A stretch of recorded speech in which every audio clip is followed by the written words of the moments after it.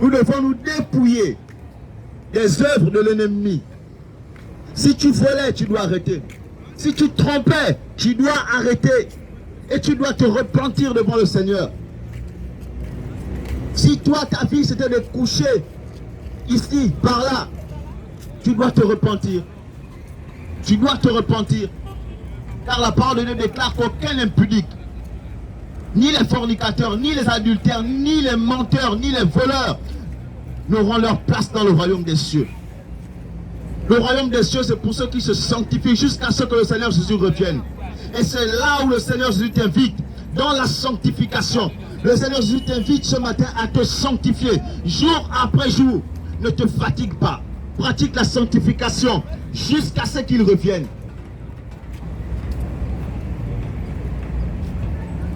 La sanctification, c'est une vie à part du monde.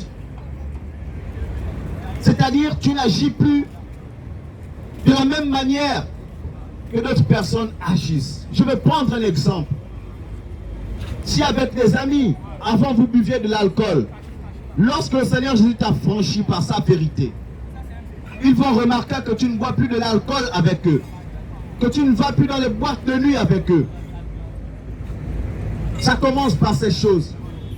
Celui qui volait, il ne vole plus. Désormais, il s'agenouille et prie. Désormais, il évangélise. Désormais, il fait du bien. Il exhorte à l'amour. Il exhorte à la patience, à la tempérance. Nous devons changer le comportement. Le Seigneur nous appelle à la repentance. Nous devons revenir, nous devons reconsidérer nos voies. Parce que tant que nous avons la vie, nous pouvons encore changer. Tant que nous avons encore la vie, nous pouvons venir à Jésus-Christ parce que la vie est en lui. La vie éternelle est en Jésus. Il n'y a de salut en aucun autre et nous devons nous sanctifier. Nous devons abandonner tout ce que nous faisons de mal. Regarde ma poitrine, regarde mes tablettes, c'est de la séduction. Et à chaque fois tu fais pécher les enfants de Dieu. À chaque fois tu fais pécher ceux qui ne veulent pas pécher.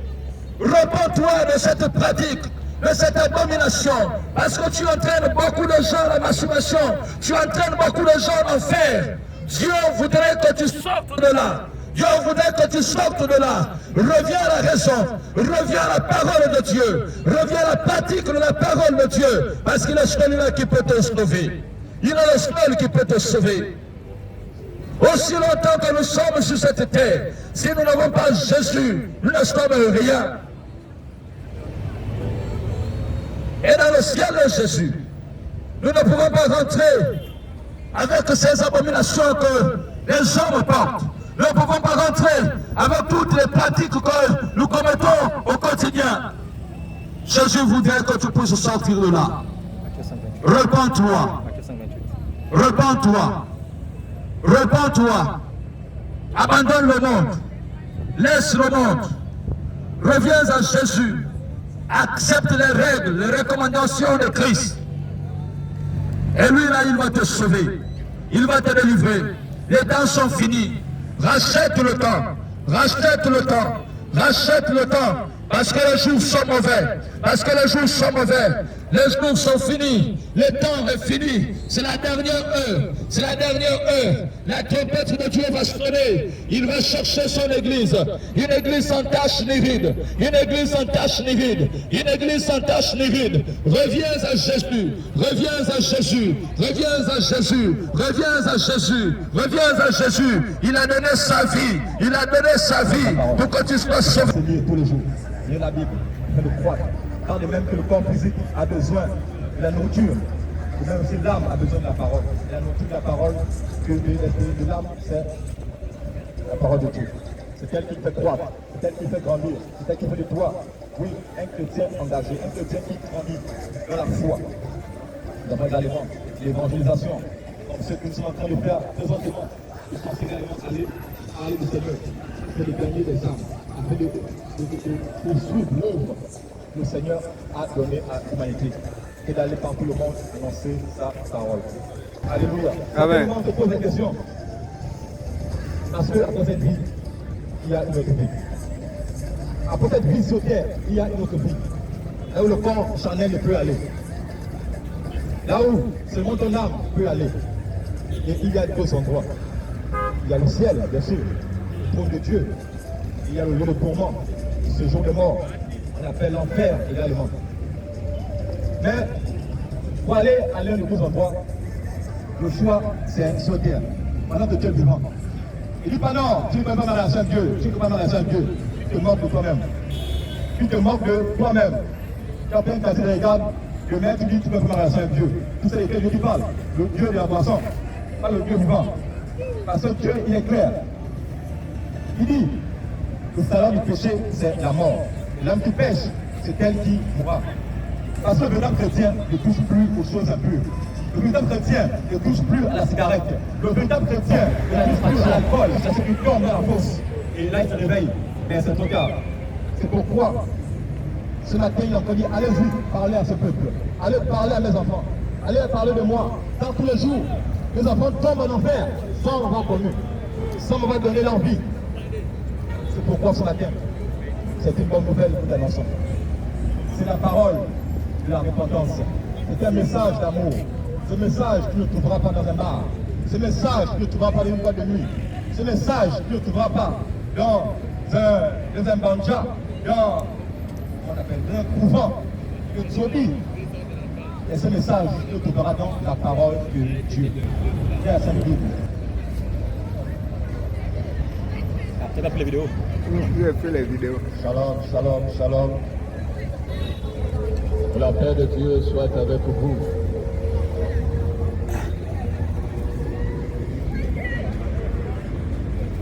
Allez, film. Écoutez les paroles du Seigneur. Écoutez ce que le Seigneur dit dans les derniers temps. Les temps sont finis. Il appelle toute âme à la repentance. Que toute âme revienne à lui parce qu'il veut sauver ton âme. Il voudrait que tu lui confies ta vie tout entière. Il veut te délivrer de puissance de ténèbres. Il veut te délivrer de tout ce qui t'accable. Entends la voix de la sentinelle. Entends la voix de Dieu. Entends, écoute l'avertissement qu'il te donne. Il t'aime et il veut sauver ton âme. Savais-tu que Dieu pleure pour toi chaque jour? Savais-tu que Dieu fait couler de ses larmes sur son trône à cause de toi, à cause de tes abominations, à cause des péchés que tu commets chaque jour, parce que tu t'es laissé modeler, mouler par le monde? Jésus pleure pour toi chaque jour. Il a donné de sa vie pour que tu sois sauvé. Il a versé de son sang pour que tu sois sauvé. Il a été cloué à la croix pour que tu sois sauvé. C'est la dernière heure. Le moment de se repentir est arrivé. Le moment de revenir à Jésus est arrivé. Regarde toi-même ta propre position. Regarde ce que tu fais au quotidien. Regarde ce que tu commets au quotidien. Tu sais parfaitement que ce que tu fais est une abomination à l'Éternel. De faire ce sacrifice en te donnant à Jésus. Lui qui est capable de pouvoir prendre possession de toi et de t'enlever de tous les désirs du monde. Il veut garder ton âme sécurisée en lui. Il veut effacer tes péchés. Il veut oublier toutes tes iniquités. Mais si tu ne l'acceptes pas, si tu ne décides pas d'abandonner ton péché, il ne pourra le faire. Il ne pourra le faire. Je ne viens pas ce matin pour te parler de la prospérité. Je ne viens pas ce matin pour te parler des voyages aux États-Unis. Je viens te parler de ce voyage-là qui est céleste. As-tu pensé, si tu mourais ce soir, si tu mourais maintenant, si tu mourais aujourd'hui, où ira ton âme? Où ira ton âme? Il n'y a pas de combat à ce jour. Il n'y a pas de délivrance. Le choix de ta vie après la mort, c'est ici-bas. C'est sur terre pendant que tu es vivant. Je te le dis en vérité, il y a beaucoup de ceux-là qui nous ont dévancés et qui se trouvent dans les flammes de feu. qui ne s'éteignent pas. Demande à revenir ne fût-ce qu'une seule seconde pour venir se repentir. Mais il est trop tard. Tu es dans une église, tu entends parler de Dieu chaque jour. Tu ne mènes pas la vie qu'il faut comme il le faut. Mais ceux-là qui nous ont devancés veulent revenir sur la terre pour changer. Veulent revenir sur la terre pour tout recommencer. Ils veulent revenir sur la terre pour accepter ce Jésus que beaucoup méprisent, que beaucoup dédaignent. Parce que pour eux, c'est... Un mot. Bon, ça dépend de celui qui utilise le mot. Ça dépend de celui qui utilise le mot. Moi, je te répète, je suis un enseignant. C'est pas faux. Je t'explique, quand tu apprenais, on fait par exemple ce qu'on appelle des petits textes. Les textes, vous lisez. Il est la porte étroite. Il est la porte étroite. Il est la porte étroite. Et beaucoup de personnes n'arrivent pas à passer par là. Parce qu'ils ne veulent pas laisser l'orgueil. Parce qu'ils ne veulent pas laisser les abominations. Parce qu'ils ne veulent pas laisser. Parce que Dieu ne, parce que vous ne voulez, l'homme ne veut pas laisser toutes les pratiques que nous commettons au quotidien. Il est la porte étroite. Il est le bon berger. Il est celui qui sécurise l'âme de tout cela qu'il invoque en esprit et en vérité. En esprit et en vérité. Nous sommes, beaucoup de personnes sont trempées dans le mensonge. Le mensonge n'est pas seulement les paroles que nous sortons de nos bouches. Le mensonge a plusieurs formes. Le mensonge a plusieurs formes. Toi qui es encore dans la séduction, le Seigneur Jésus demande à ce que tu sortes de là. Sors de la séduction. Tu te lèves chaque matin. Tu mets les habits. Chérie, regarde mon ventre. Chérie, regarde ma poitrine. Chérie, regarde mes cuisses. C'est de la séduction. Amen. Et celui qui remet de la séduction s'appelle Satan, Lucifer. L'homme à la culotte noire. Lui, il tient ton âme. Toi qui chaque jour te balades dans le département du livre, tellement de pratiques. Et Jésus n'est pas là-dedans. Tu es dans une église, tu pries le Seigneur, mais tu es dans les abominations. Le Seigneur n'est pas là-dedans. Le Seigneur n'est pas là-dedans. Reviens à la sainte doctrine. Reviens à la pratique de la parole. Personne n'y entre par là. Parce que le monde les offre tout ce qu'ils veulent pour satisfaire la chair. Pour satisfaire la chair.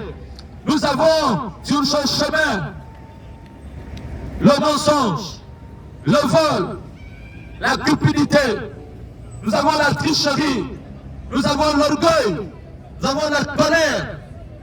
Pense à toutes ces fois où tu es resté en colère, où la rancune a poussé les racines dedans de toi, envers les membres de ta famille, envers ton voisin, envers ton épouse, envers ton oncle. Tu as de la colère, tu as de la haine, tu as de la rancune.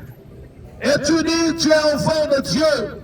Dans le royaume de qui penses-tu entrer? Dans le royaume de Jésus, il y a de l'amour.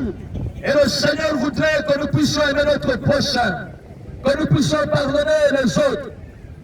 Pense à toutes ces fois où l'alcoolisme a pris la place en toi, où la cigarette a pris la place en toi, où la masturbation, où l'espianisme, où l'homosexualité a pris la place.